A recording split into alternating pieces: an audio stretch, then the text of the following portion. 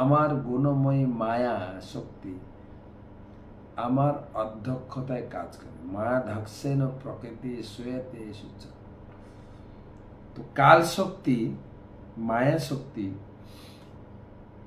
ভগবানের নিয়ন্ত্রণাধীন এবং কাল সবকিছু নষ্ট করে দেয়, সবকিছু।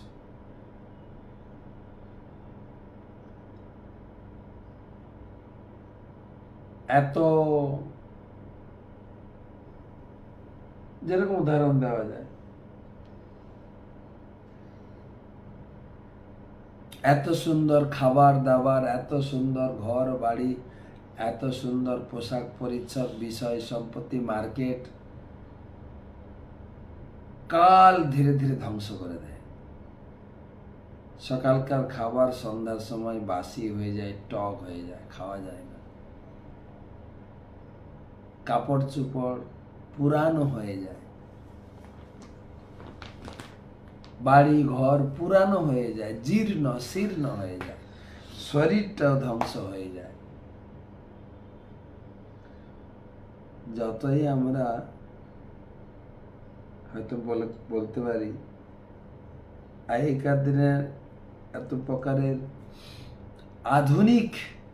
আধুনিকতা, কেমিক্যাল কসমেটিক্স ছিল না, তাই আগেকার দিনের লোক বুড়ো হতো, শরীরের সৌন্দর্য নষ্ট হতো। এখন আমরা যে পরিমাণে কসমেটিক্স পেয়েছি, আমাদের বৃদ্ধের মানে শরীরের বৃদ্ধাবস্থার চিহ্ন পাবেন না। তরতাজা যুবক যুবতী একদম সেজে বুঝে থাকবো না, বৃদ্ধ তো হতেই হবে। কাল শক্তি ধ্বংস করে দেয়। আমি প্রতিদিন মন্দিরে সকালে আমাদের দর্শনার্থী, মঙ্গল আরতিতে দর্শনার্থী যে সমস্ত ভক্তরা আসে, তাদের হরিনাম জপ করাতাম। একটা কথা মনে পড়তো, রাখে হরি মারে কি? হরি যদি কাউকে রাখে আর মারে হরি রাখে কি? একজন বলছে ডাক্তার, এত বড় বড় হসপিটাল, ভালো বিজনেস চলছে, এত বড় বড় LIC পলিসি, আপনি মরবেন না যদি LIC করে রাখেন, কিন্তু কাল সব ধ্বংস। LIC এজেন্টরাই চলে যাচ্ছে না। এখানে শিব ঠাকুর বলছেন বিশ্বং বিধ্বং স্বয়ং, সমগ্র বিশ্বকে ধ্বংস করে দেয়। শৌর্য বীর্য বিস্ফোর্জিত কত বড় বড় পরাক্রমশালী হিটলার, নেপোলিয়ান কোথায় চলে।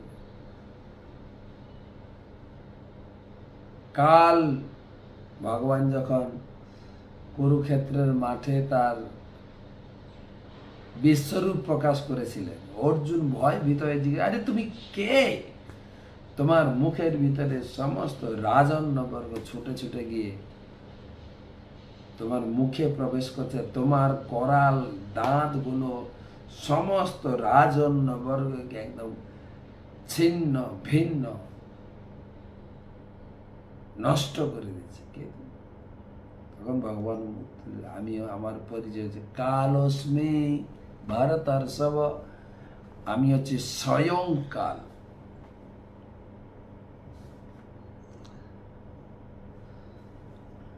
কাল শক্তি সবকিছুকে নষ্ট করে, সবকিছু ধ্বংস করে,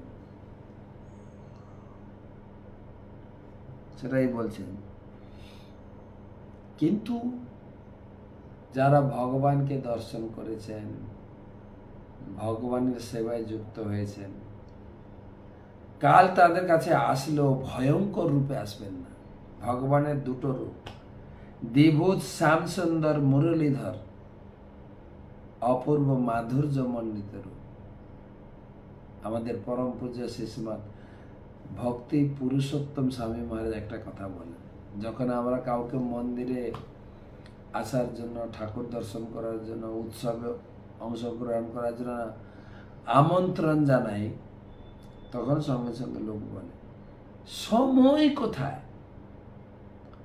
কিছু কিছু লোক অজুহাত দিয়ে ইউজ করে। আমাকে ঠাকুর টানছে না তো, এই অভাগিনীর কপালে আর নেই, কত রকম লোকে কথা বলে।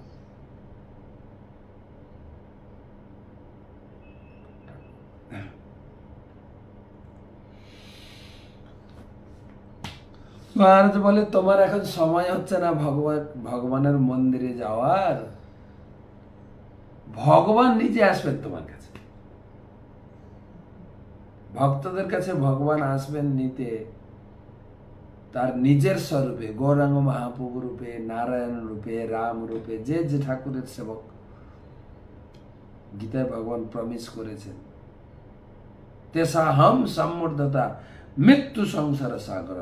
আমি ভক্তের কাছে হাজিরভূত হব, আমার নিজের গাড়ি নিয়ে আমার স্বরূপ দর্শন করে তাকে আমি আমার ধামে নিয়ে আসবো। সেদিন বলছেন কাল ধ্বংস করেন। কিন্তু যারা নিজের প্রচেষ্টায় নিজেকে সেভ করতে চাইছে, ভগবান তাদের কাছেও আসবে। ভগবান তো সবার কাছে যান, ভগবান সকলের পিতা। ভক্তদের কাছে তিনি দ্বিভুজ মুরলীধর, আর যারা অভক্ত তাদের কাছে ভয়ঙ্কর কাল রূপে আসবে। হ্যাঁ, তুমি এখন বিষয় সম্পত্তি ছাড়ছ না, এটা আমার, ওটা আমার, এটা আমাদের। ভগবানকে শুধু কানা পয়সা প্রণামী দিই, মানি ব্যাগের সব থেকে ছোট পয়সাটা বের করে প্রণামী। মহারাজ বলছেন দেখো,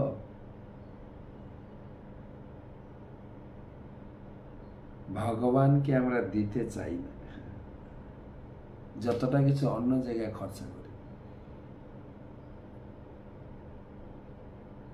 মহারাজ কৌতুক করে বলতেন, দেখো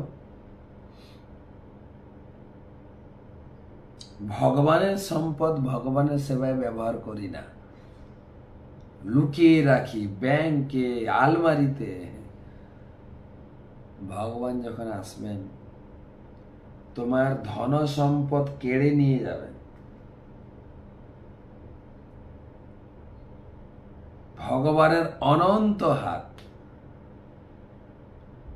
সব হাত দিয়ে যদি চারিদিকে কাটতে শুরু করে, আমি জমি নিয়ে নিচ্ছি, আমি তোমার পরিবার নিয়ে নিচ্ছি, আমি তোমার ব্যাংক ব্যালেন্স নেবেন তো অবশ্যই নেবেন। মৃত্যুর সময় আপনি নিয়ে যাবেন ব্যাংক ব্যালেন্স, মৃত্যুর সময় পরিবার নিয়ে যাব না, মৃত্যুর সময় জমি বাড়ি নিয়ে যাব। সব ভগবানকে, তুমি একা চলো, হাঁটো এখান থেকে, হাঁটো। ভগবান যখন তার অনন্ত হাত দিয়ে কেড়ে নিতে চাইবেন, তুমি দু হাত দিয়ে কতটুকু ধরবে, কতটুকু ধরে রাখতে পারবে। আবার উল্টোটাও বলেছে, ভগবান যখন কাউকে দয়া করেন, অনন্ত হাত দিয়ে তাকে কৃপা করেন। টাকা পয়সা, ধন দৌলত, বিষয় সম্পত্তি, তোমার নাম যশ প্রতিষ্ঠা কি লাগবে, প্রভুপাদকে সব দিয়েছে। টাকা পয়সা, নাম যশ, বিষয় সম্পত্তি, শিষ্য সব দিয়েছেন ঢেলে।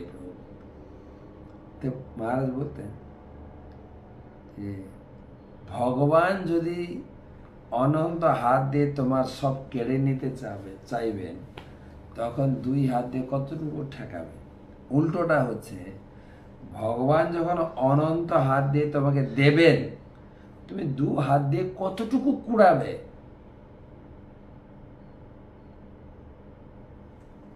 এই হচ্ছে ভগবানের দয়া। তাই ভয়ঙ্কর কাল, কাল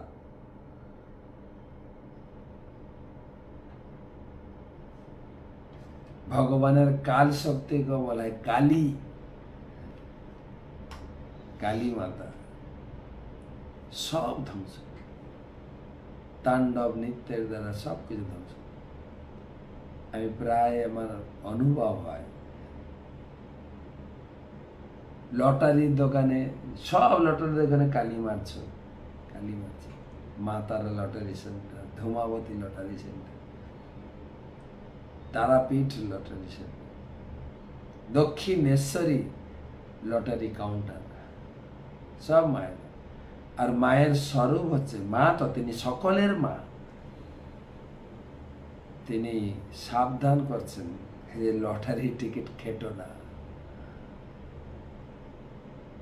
কালের দ্বারা তুমি ধ্বংস হয়ে যাবে, বাড়ি ঘর বিষয় সম্পত্তি সব হারাবে। কিন্তু কাউকে যখন সাবধান করে, খুব ভালোবাসে কেউ, তাকে খুব আদর করে, যত্ন করে, এবং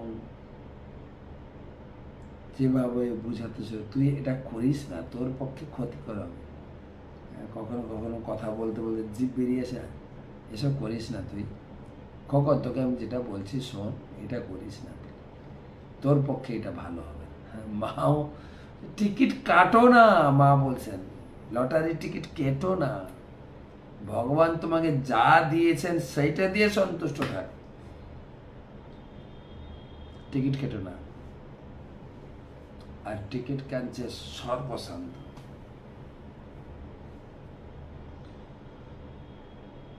তো কেবল ভগবানের কাছে কাল আসে না, বাকি সবাই কালের দ্বারা ভীত। ভক্তের কাছে ভগবান আসবে সাক্ষাৎ, আর যারা ভগবানের ভক্ত নেই তাদের কাছে কাল আসবে। ভগবদ গীতায় দশম অধ্যায় 34 নম্বর শ্লোকে বলা হয়েছে, মৃত্যুরূপে ভগবান সকলের সম্পদ হরণ করেন না, মৃত্যু সর্বহরশ্চাহম, আমি সর্বগ্রাসী মৃত্যু। বদ্ধজীবেরা যা কিছু সৃষ্টি করে মৃত্যুরূপে ভগবান সব ছিনিয়ে। কয়েকদিন আগে মন্দিরে পরম পূজ্য শ্রীপাদ পদ্মনেত্র প্রভু তিনি প্রবচন দিচ্ছিলেন। কাল, সকাল আমরা যখন ছোট ছিলাম বা ছোটদের খেলাধুলা দেখেছি, মা রান্না করে, আমিও রান্না করি, তখন বাবা কি করে, বাজার থেকে প্লাস্টিক কিনে দেয়, হাঁড়ি কড়াই সারাদিন করতে, আর সন্ধ্যার সময় সব উনুন টুনুন ভেঙে ঘরে চলে আসে।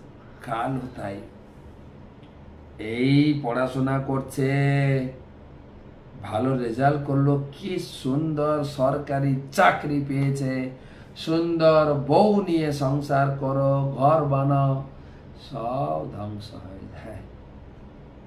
কবিগণ লিখে গেছে, আমি সুখের লাগিয়া এ ঘর বাঁধিনু, অনলে পুড়িয়া গেল, পুড়ে ছারকার হয়ে গেছে। মৃত্যু রূপে তারপরে এসে যায় মৃত্যু। এই জড়জগতে কালের প্রভাব সবকিছুই বিনাশী, কিন্তু তার সমস্ত শক্তি দিয়েও ভক্তের কার্যকলাপে বাধা দিতে পারে না, কারণ ভক্ত সম্পূর্ণরূপে ভগবান। ভগবান বলেছে মামে বেজে পপদ্দান্তে মায়ামতাম ধরন্তে, যে আমার চরণে আশ্রয় গ্রহণ করবে, আমার ভজনে যুক্ত হবে, আমি কালকে বাবার মায়া শক্তিকে ওখানে যেতে দেব না, তার দেখাশোনা করার ভার আমার নিজে। সেই কারণেই ভক্ত দুর্জয় কালের প্রভাব থেকে মুক্ত। কর্মী, জ্ঞানী, সমস্ত কার্যকলাপ যার সঙ্গে ভক্তির কোনো সম্পর্ক নেই, তা কালক্রমে নষ্ট হয়ে যায়। কর্মীদের জড়জাগতিক সাফল্য একদিন ধ্বংস হয়ে যাবে, তেমনি জ্ঞানীদের নির্বিশেষ উপলব্ধিও কালের প্রভাবে বিনষ্ট হয়। আরোহ্য কৃচ্ছেন পদম পদম তত পতন্ত অনাদৃত যুষ্মন অঙ্ঘ্রয়। কর্মীদের কি কথা, নির্বিশেষ ব্রহ্মজ্যোতি প্রাপ্ত হওয়ার জন্য জ্ঞানীরা কঠোর তপস্যা করে, কিন্তু তারা ভগবানের শ্রীপাদ লাভ করতে পারে না। তাই তারা পুনরায় এই জড়জগতের অধপতিত হয়। সম্পূর্ণরূপে অনন্য ভক্তিতে স্থিত না হওয়া পর্যন্ত স্বর্গলোকে অথবা নির্বিশেষ ব্রহ্মজ্যোতিতে উন্নীত হওয়া সত্ত্বেও মুক্তির কোনো নিশ্চয়তা থাকে না। এমনকি ভক্ত যদি তার ভগবত ভক্তি সম্পূর্ণ নাও করতে পারে, তবু যেখানে সে শেষ করেছিলেন তার পরবর্তী জন্মে তিনি সেখান থেকে আবার ভগবত ভক্তি শুরু করবেন। এই প্রকার সুযোগ কর্মী ও জ্ঞানীদের দেওয়া হয় না, কারণ তাদের সাধনা বিনষ্ট হয়ে যায়। কিন্তু ভক্তের প্রাপ্তি কখনো বিনষ্ট হয় না, কারণ তা পূর্ণ হোক আর অপূর্ণ হোক, তা নিরন্তর চলতে থাকে। এটি হচ্ছে সমস্ত বৈদিক সিদ্ধান্ত, শাস্ত্রের সিদ্ধান্ত। শুচি নাম সে মতাম গেহে যোগ ভ্রষ্ট অভিজায়তে। কেউ যদি ভক্তিযোগের সাধনা পূর্ণ নাও করতে পারে, তবুও তিনি পরবর্তী জীবনে শুদ্ধ ভক্ত পরিবারে বা ধনী পরিবারে জন্মগ্রহণ করে পুনরায় তার অসম্পূর্ণ সাধনা চালিয়ে যাওয়ার সুযোগ পাবে। প্রভুপাদ বলছেন ভগবান সুযোগ দিয়েছেন, ভক্তি করো। ভক্তি যদি এই জীবনে কমপ্লিট করতে পারো, সরাসরি চাকরি ভগবানের ধামে, ভগবানের সেবায় যুক্ত হয়ে।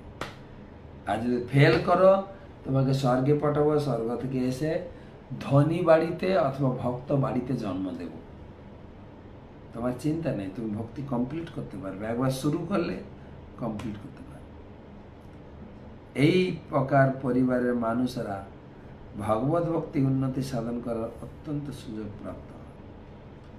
যমরাজ যখন যমদূতদের উপদেশ দিচ্ছিলেন, তখন তিনি বলেছিলেন ভক্তদের কাছে না যেতে, যাদের গলায় মালা আছে, তিলক আছে, তাদের কাছে যান। কেন একবার গিয়ে ফাঁপড়ে পড়েছেন অজামিলের কাছে, পাপী মনে করে ধরে নিয়ে এসছে, কিন্তু